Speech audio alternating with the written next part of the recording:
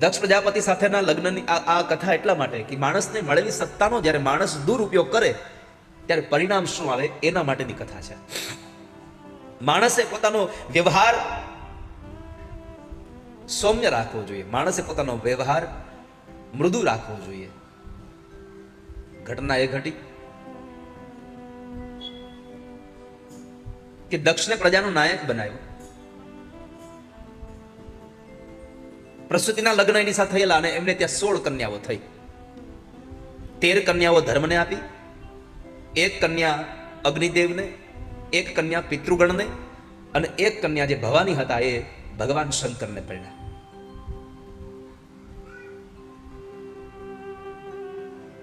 અને એમાં ભવાની જે હતા એ પોતાના બાપને ઘરે આવી અને બળી મેર્યા છે. બાપજી, દીકરી બાપના ઘરે બળે આવું તો પહેલી વાર સાંભળ્યું. જરા કહો ને શું કામ આવું થયું? તો કહે છે કે દક્ષ પ્રજાપતિને જ્યારે પ્રજાનો નાયક બનાવ્યો એમાં સભા ભરીને બેઠા હતા. દક્ષનો પ્રવેશ થાય,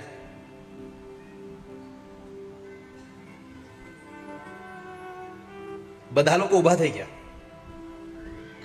ભગવાન શંકરજી બેઠા હતા એમ જ. એટલે દક્ષને જરા ક્રોધ આવ્યો કે મારું અપમાન કરે છે. એટલે દક્ષ પ્રજાપતિ પોતે ભગવાન શંકરની નિંદા કરે છે. પણ શિવ કઈ બોલતા નથી સામે. એમાં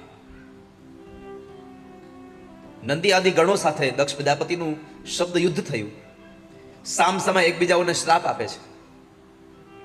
વાતાવરણ એકદમ તંગ થયું, ઘર્ષણ થવા લાગ્યું. એટલે ભગવાન શંકર પોતાના તમામ સૈનિકોને લઈ, ગણોને લઈ નીકળી ગયા. આ બાજુ દક્ષ પ્રજાપતિએ પહેલો વહેલો વટ હુકમ બહાર પાડ્યો કે યજ્ઞાદિ કર્મ થશે આ સંસારમાં, પણ શંકરને કોઈ ભાગ નહીં મળે.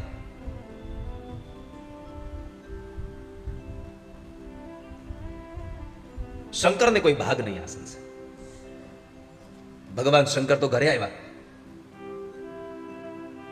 ભવાનીને કઈ કીધું જ નહીં.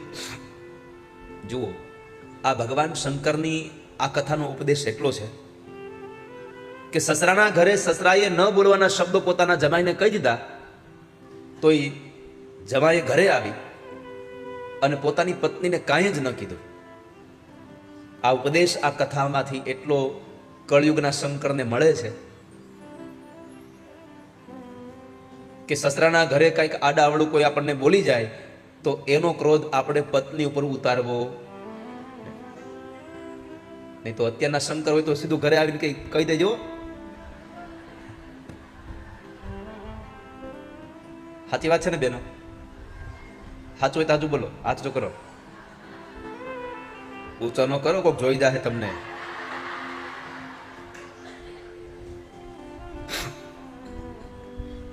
કથામાં બધી જયારે સાસુમાં આવે ને ત્યારે વહુ ઘરે હોય.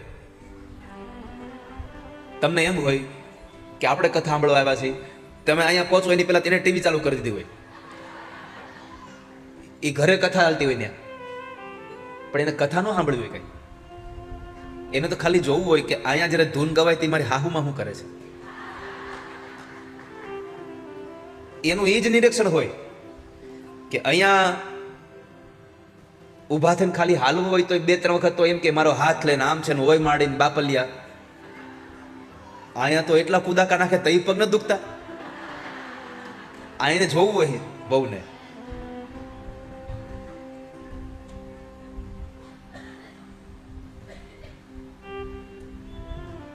તો ભગવાન શંકરે માં ભવાનીને કઈ કશું કહ્યું નહીં. એ તો કથા વાંચતા હતા અને માં ભવાની કથા સાંભળે. ભવાનીને કઈ ખબર નહોતી, અણસાર પણ નહીં. પણ થયું એવું કે બરાબર દક્ષ પ્રજાપતિએ ભગવાન શંકરનું અપમાન કરવા માટે યજ્ઞ કર્યો અને યજ્ઞમાં બધા જ લોકોને આમંત્રિત કર્યા, પણ એકમાત્ર શંકરને પોતાની દીકરીને આમંત્રણ ન આપ્યું. એમાં જે દિવસે યજ્ઞ હતો, દેવતાઓ વિમાન લઈ લઈને કૈલાસ ઉપરથી નીકળ્યા. તો ભવાનીનું ધ્યાન ગયું એટલે ભવાનીએ પૂછ્યું કે પ્રભુ આ બધા ક્યાં જાય છે દેવતાઓ? તો કે તમારા પિતાજીના ઘરે. કેમ? અરે ત્યાં યજ્ઞ છે એટલા માટે. ભવાનીને આશ્ચર્ય થયું કે મારા બાપુજીની ઘરે યજ્ઞ અને મને ખબર નથી. પછી ભગવાન મહાદેવે પોતે વાત કરી કે ભવાની, તમારા પિતાજીના ઘરે યજ્ઞ છે એનું મૂળ કારણ એ છે કે મારે તમારા પિતાજીને એક અણબનાવ બન્યો છે, એમાં મારું અપમાન કરવા માટે તમારા પિતાજી યજ્ઞ કરે છે, એટલે આપણને આમંત્રણ નથી આપ્યું. તો ભવાનીએ સહજતાથી કહ્યું કે પ્રભુ એક કામ કરીએ, આપણે જઈએ, હું મારા પિતાજીને સમજાવી દઈશ અને તમારા બંનેની વચ્ચે હું સમાધાન કરી દઈશ. ભગવાને કહ્યું, દેવી, જ્યાં આવકાર ન હોય ને ત્યાં જવાય નહીં. આવ નહીં આદર નહીં, નહીં નહીં નું માને વો ઘર કબહુ ન જઈએ, ભલે કંચન વરસે મેઘ. જ્યાં આવકાર ન હોય ત્યાં ક્યારેય પણ જવું નહીં. અને ત્યારે ભવાનીનું મન બહુ હતું એટલે ભગવાને કહ્યું, ભવાની તમે જાઓ, હું નહીં આવું. ભવાની ત્યાં ગયા છે. યજ્ઞમાં બ્રાહ્મણો વેદ મંત્રોના ઘોષ કરી રહ્યા હતા, યજમાન આહુતિ આપી રહ્યા હતા, અને ત્યારે બરાબર જ્યાં દીકરી ત્યાં પ્રવેશ કરે તો કોઈ એને બોલાવી નહીં, કોઈ એની હામુય ન જોયું. પિતા ભવન જબ ગઈ ભવાની, દચ્છ ત્રાસ કાહુ ન સન્માની. જેવી દીકરી બરાબર યજ્ઞશાળામાં ગઈ, બાપ દીકરીની નજર મળે છે, પણ દીકરીને આવેલી જોઈ અને બાપ અવળું ફરી ગયો. દીકરીને દુઃખ લાગ્યું કે મારો બાપ અવળું ફરી જાય, તમે જાવું ક્યાં? મારે ક્યાં જવું?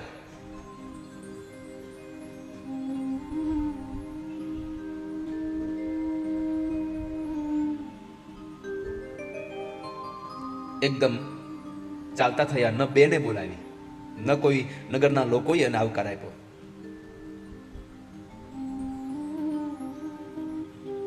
કોઈ એને આવકાર નથી આપતો.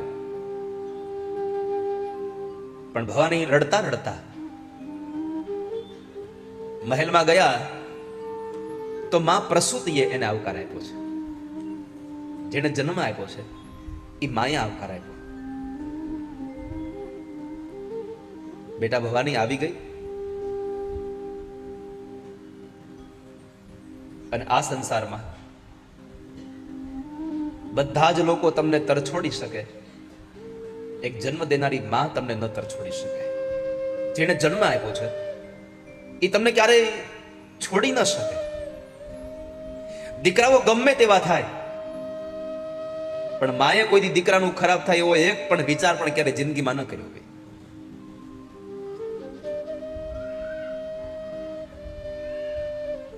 એટલે તો કહ્યું, કુપુત્રો જાયેત ક્વચિદપી કુમાતા ન ભવતિ. આ સંસારમાં છોરું કછોરું થાય, માવતર કમાવતર ન થાય કોઈ દિવસ.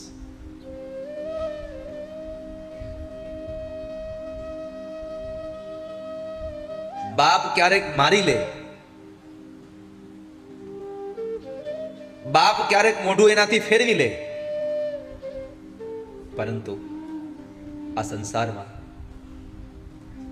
માં ક્યારેય મોઢું ન ફેરવી શકે.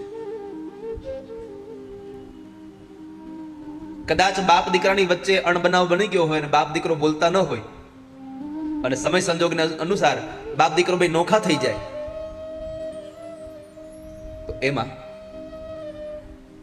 બાપ દીકરાને મળવા ન જાય.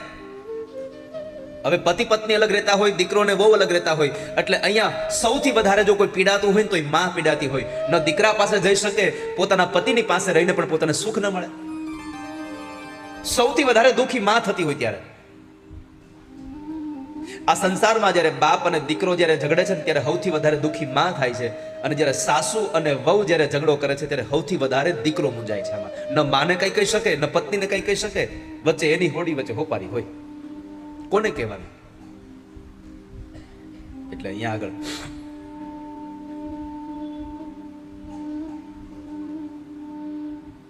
દીકરો અને બાપ જ્યારે જુદા થઈ જાય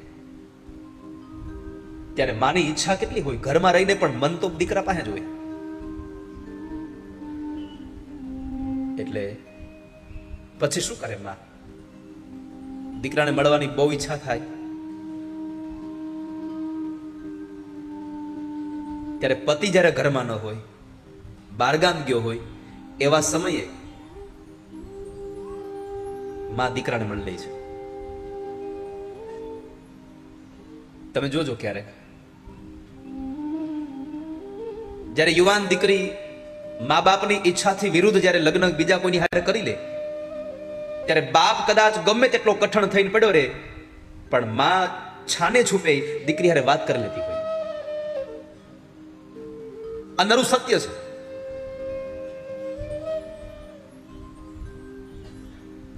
કેમ કે માં સૌથી વધારે એ સંતાનની ભેગી રહી હોય છે. આપણે કહેતા હોય છે, અરે જ્યારથી જન્મ થયો ત્યારથી બધા હરખા જ રહેતા હોય, બાપ એની ભેગો. ના,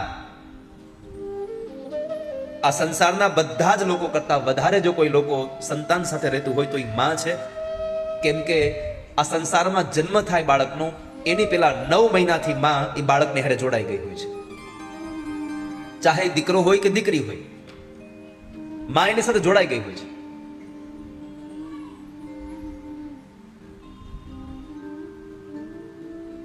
એ તો આપણે સંસારમાં એમ કહીએ છીએ કે મોટો દીકરો બાપને વાલો હોય, નાનો દીકરો માને વાલો હોય. ના, માને ગમે તેટલા દીકરા હોય, બધા દીકરા એક જ સરખા વાલા હોય. આ સંસારમાં કોઈ એક એવો માણસ બતાવો કે જેને ડાબી આંખ વધારે વાલી હોય, જમણી ન હોય. દરેક માણસને બધી આંખો સરખી જ હોય. એમ દરેક મા બાપને પોતાના દરેક સંતાનો પોતાની આંખમાં, પોતાના હૃદયમાં સરખા જ હોય છે.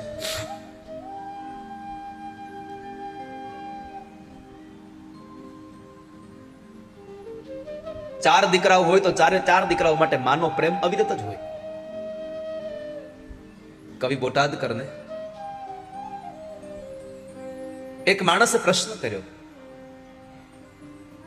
કે તમે આ પ્રેમની વાત કરો છો કે માં પ્રેમ કરે, માં પ્રેમ કરે, તો માનો પ્રેમ કેવો કેવો, કોના જેવો માનો પ્રેમ ગણવો?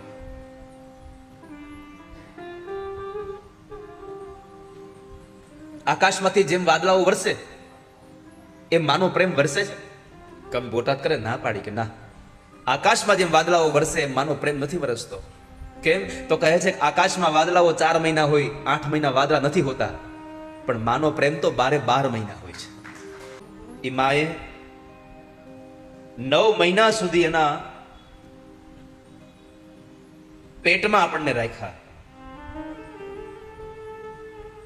એની જિંદગીના બધા જ સુખોને એને છોડી દીધા પોતાના સંતાનોના સુખ માટે. અને ક્યારેક ક્યારેક તો સંસારમાં આપણે એ જોતા હોય, શું ભગવાન કઠોર બની જાય. 5-7 મહિનાનું બાળક હોય અને એ બાળકનો બાપ અનંતની યાત્રાએ વયો જાય, ત્યારે એ માં દીકરો એકલો અનુભવ ન કરે એવો, એટલે એ માં પણ રે અને બાપ પણ બની જાય. 2 પાત્રો ભજવીને પોતાના સંતાનને મોટું કરે, પેટે પાટા બાંધે, કાળી મજૂરી કરે, દીકરાઓને ભણાવે, ગણાવે. પણ પછી દીકરાઓ મોટા થઈ અને પાછા એ માને મૂકી અને શહેરમાં એકલા રહેવા વયા જાય ને, ત્યારે સૌથી દુખી માં થઈ જાય છે.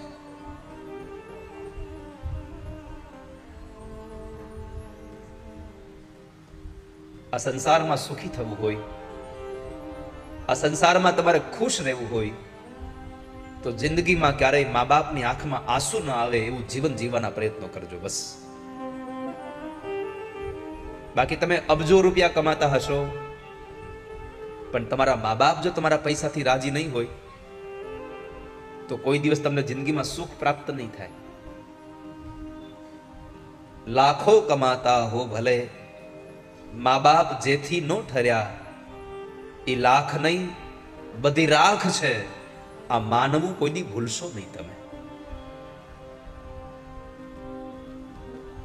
આ તો બધી રાખ થઈ જવાની છે.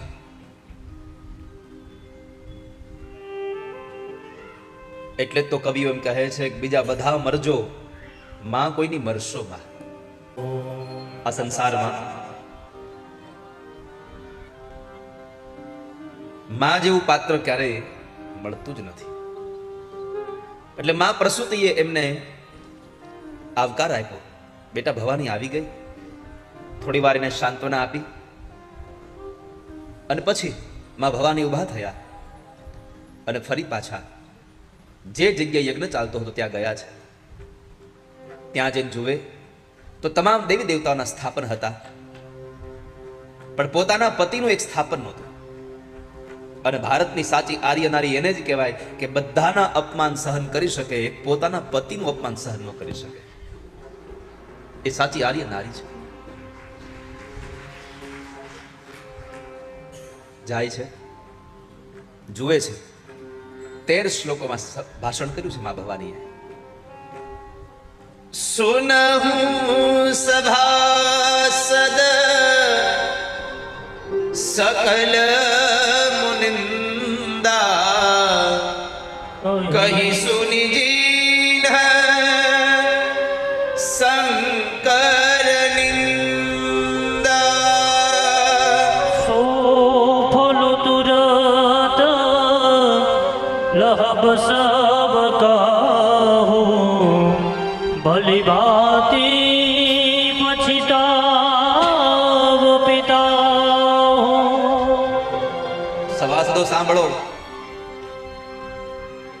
જેણે જેણે શંકરની નિંદા કરી છે એને શંકરની નિંદાનું ફળ મળજો. જેણે જેણે નિંદા સાંભળી છે એને પણ નિંદાનું ફળ મળજો. આવી ઘોષણા કરી અને મા ભવાનીએ પોતાના જમણા પગના અંગૂઠામાંથી એક યોગાગ્નિને પ્રગટ કર્યો.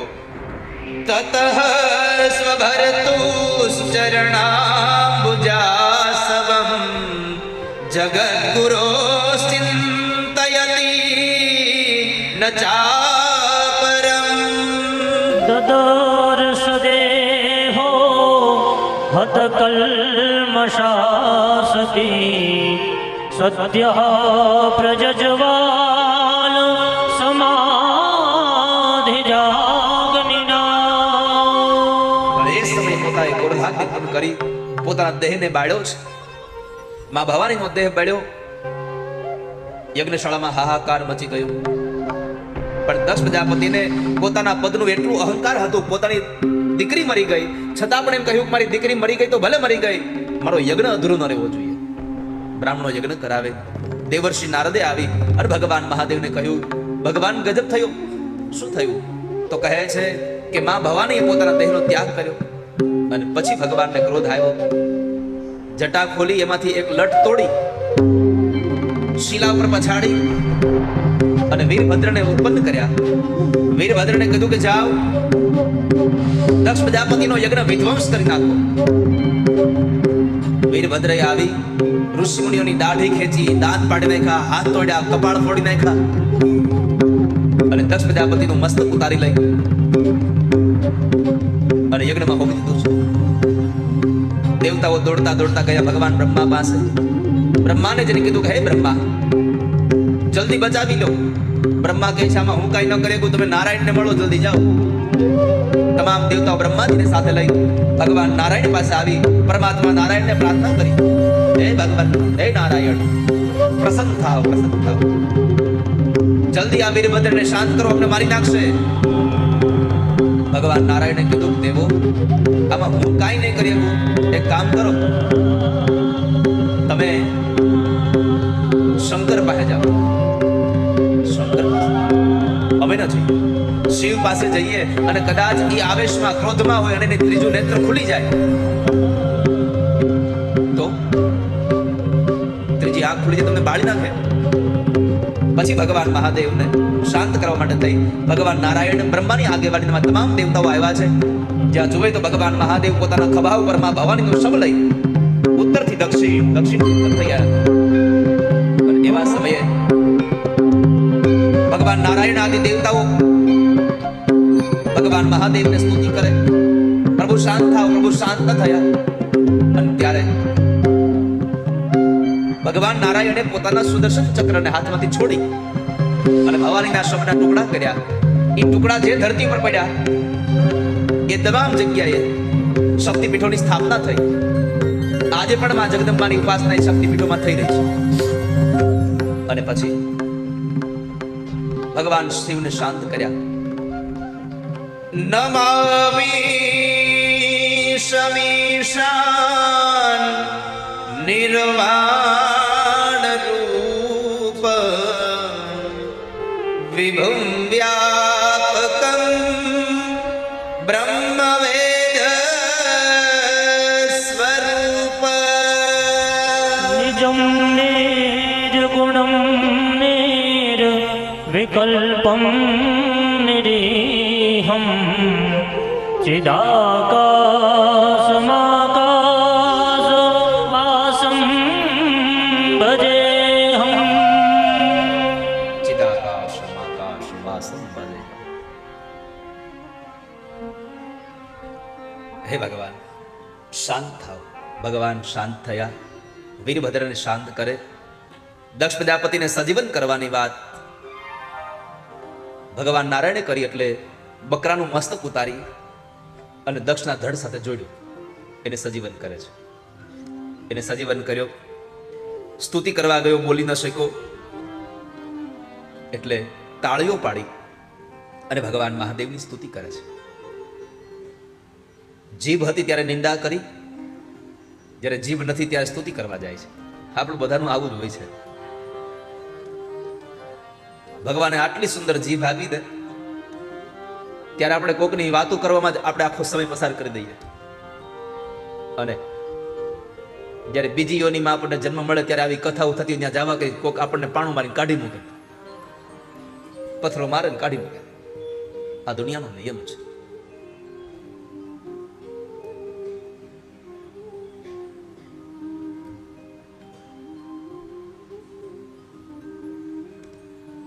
આ કથામાંથી ઉપદેશ મળે છે. સત્તાનો સદુપયોગ કરાય, દુરુપયોગ ન કરાય. પછી સુખદેવજી મહારાજ રાજા પરીક્ષિતને ધ્રુવ ચરિત્રની કથા બતાવે છે. અર્થ પ્રકરણની કથા છે. અને એ ધ્રુવ ચરિત્રમાં મનુ મહારાજના દીકરા ઉત્તાનપાદ, એમને બે રાણીઓ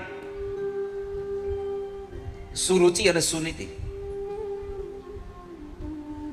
આ બે પત્નીઓમાં સુરુચિનો દીકરો ઉત્તમ અને સુનીતિનો દીકરો ધ્રુવ.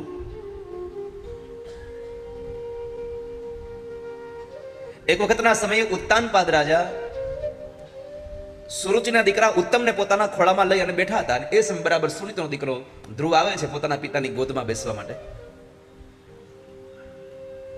પણ સુરુચિએ એવી આંખો કાઢી કે સુનીતના દીકરાને પોતાની ગોદમાં લેવાની હિંમત નથી રાજાની. કર્કશા વાણીથી સુરુચિએ સુનીતના દીકરા ધ્રુવનું અપમાન કર્યું કે તારે મહારાજની ગોદમાં બેસવું હોય તો જંગલમાં જઈ ભગવાનને ભજ, અને મારા કુખથી તને જન્મ મળે તો તું મહારાજની ગોદમાં બેસી શકે. એમનું ન બેસી શકે. 5 વર્ષનો ધ્રુવ રડતા રડતા પોતાની માં સુનીતિ પાસે આવે છે. સુનીતિને આવીને કહ્યું કે મને અપર માએ ન બોલવાના શબ્દો બોલ્યા છે.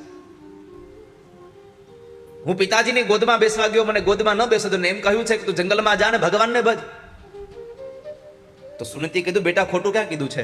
આમ પણ આપણા હાચા પિતા તો ભગવાન જ છે. આમાં જરાય ખોટું નથી કીધું. અને વાતે સાચી છે. સુરુચિએ ભગવાનને ભજવાનું કીધું ને એ ખોટું નહોતું. ખોટું એ હતું કે ભગવાન મળ્યા પછી તને મારા કુખથી જન્મ મળે આ માગવું ખોટું હતું. ભગવાનને ભજવાનો માર્ગ સાચો બતાવ્યો, પછી જે વાહે પોતાનું મહાત્મ્ય વધાર્યું એ ખોટું હતું. આ સંસારમાં આવું જ થાય છે. ભગવાનને ભજવાના નામે થઈને આપણે આપણું મહાત્મ્ય વધારવા લાગીએ છીએ. જ્યારે આ સંસારમાં માણસ ભગવાનને ભજવાના નામેથી પોતાનું મહાત્મ્ય વધારતો થઈ જાય ત્યારે સમાજમાં એ નિંદાને પાત્ર બને છે. ત્યારે સંસારમાં એ નિંદિત બને છે.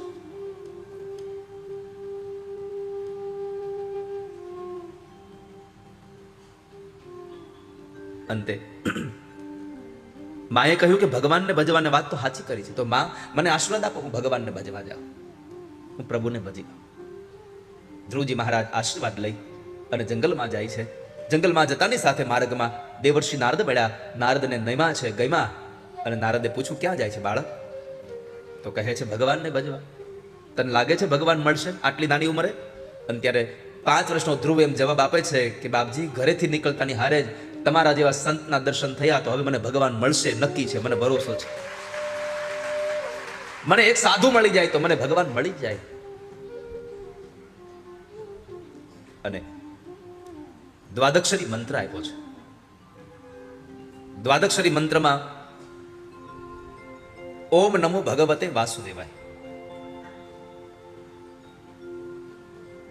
બેટા, આ મંત્રનો તું જપ કરજે તો ભગવાન તને મળી જશે, પણ વિરક્ત બની અને આત્મારામ પુરુષ બનીને ભગવાનનું ભજન કરજે. ભલે ભગવાન. દેવર્ષિ નારદ પાસેથી દીક્ષા લઈ અને તેઓ જંગલમાં મધુવનમાં જઈ અને ભગવાનને પ્રાર્થના કરે છે. હરિ મારા હૈયામાં તારી ભક્તિ ભરી દેજે.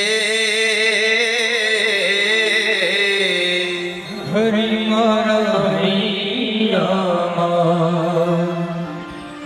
તારી ભક્તિ ભરી દેજે.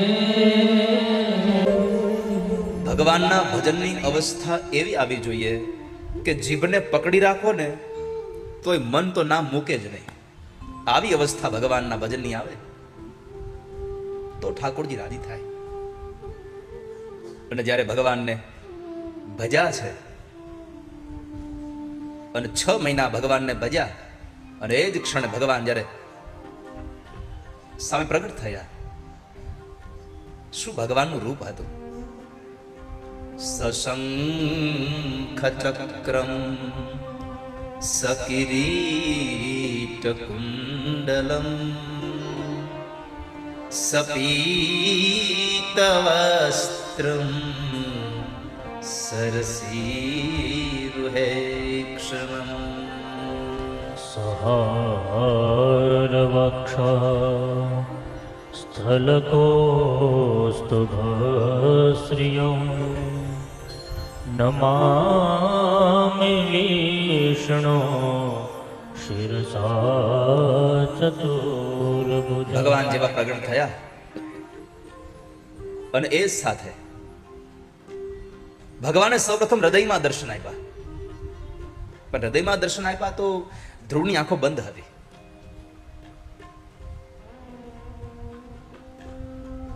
આંખ બંધને લઈને ધ્રુવને ભગવાનના દર્શન ખાલી હૃદયમાં થયા. એટલે પરમાત્માએ હૃદયમાંથી જે દર્શનનું રૂપ હતું એ અંતર ધ્યાન કર્યું. એટલે આકુળ વ્યાકુળ થઈને ધ્રુવજી ભગવાન ક્યાં ગયા ભગવાન આમ બોલતા બોલતા જે આંખ ખોલી તો જે હૃદયમાં દેખાયા હતા એ જ નારાયણ સામે દેખાયા. બોલવા જાય છે ધ્રુવ પણ કઈ બોલી ન શક્યા. અને એને લઈ અને ધ્રુવજી મહારાજ સ્તુતિ કરવી હતી તો ભગવાને પોતાનો શંખ કપોલ ધ્રુવના ગાલમાં સ્પર્શ કરાયો અને વેદનો જ્ઞાતા બ્રાહ્મણ ભગવાનની સ્તુતિ કરે એમ ધ્રુવજી મહારાજ ભગવાનને 2 હાથ જોડી પ્રાર્થના કરે. યોઅંત પ્રવિશ્રમમવા ચમિમાં પ્રસુપ્તાં સંજીવયત્યખિલ શક્તિધર સ્વધામ્ના અન્યાશ્ચ હસ્તચરણ શ્રવણત્વગાદિન પ્રાણાન્નમો ભગવતે પુરુષાય તુભ્યમ. હે ભગવાન, મારી અંદર પડેલી એક શક્તિને તમે જાગૃત કરનારા છો. હે નાથ, તમે જગાડનારા છો. હું શું તમને સ્તુતિ કરું? ભગવાને કહ્યું, ધ્રુવ તારી આ સ્તુતિથી હું પ્રસન્ન થયો છું. તારે જે જોતું હોય તે માગી લે. ધ્રુવ કહે છે, ભગવાન મને કઈ જોતું નથી. ભગવાને સામે ચાલીને કહ્યું, વેદાહમ તે વ્યવસિતમ હૃદિરાજન્ય બાલક તત્પ્રયચ્છામિ ભદ્રમ